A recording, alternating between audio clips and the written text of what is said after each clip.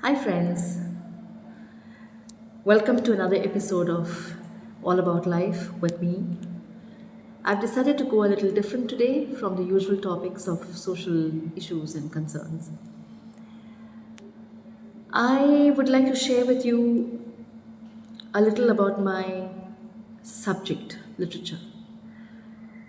Now, when we teach different forms of literature in class, one that appeals to me the most is poetry.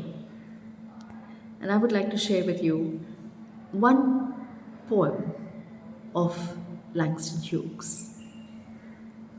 Langston Hughes, born in 1902, passed away in 1967, was a very famous Black American poet representing the blacks, representing the marginalized, and bringing out the suffering and agony of all these his community in his poems.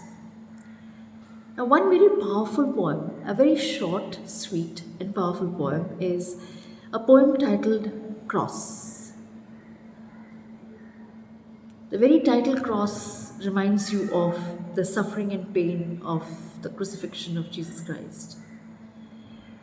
Cross stands for torture, stands for penalty, stands for, it also stands for a mixed um, racial product or a mixing of two different communities.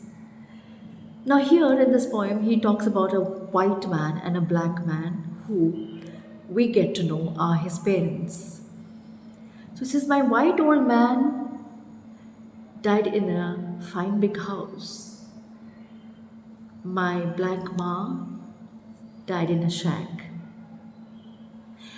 I used to curse him a lot. He says he used to curse his parents a lot because at that point of time, the growing years of his life, his teenage years, he did not understand this whole idea of a separated family.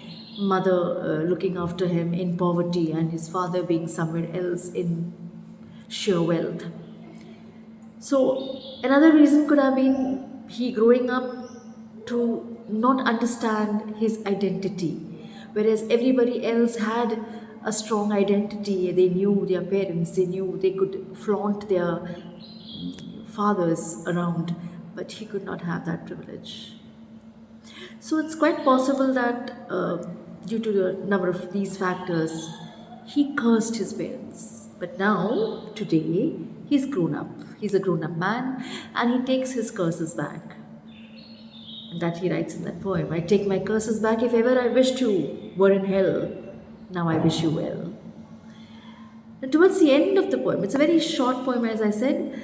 Towards the end of the poem, he says, my pa died in a big fine house, my ma died in a shack. I wonder when I'm going to die, being neither white nor black. I mean, it touches. It touches if you empathize with the sufferings of such uh, people who have nowhere and nobody to look up to or no support from, the elders. For people who are living in a place where there's a lot of discrimination, yes, this poem is a beautiful poem. I would love it if you can go Google it, find out the poem, and read it for yourself.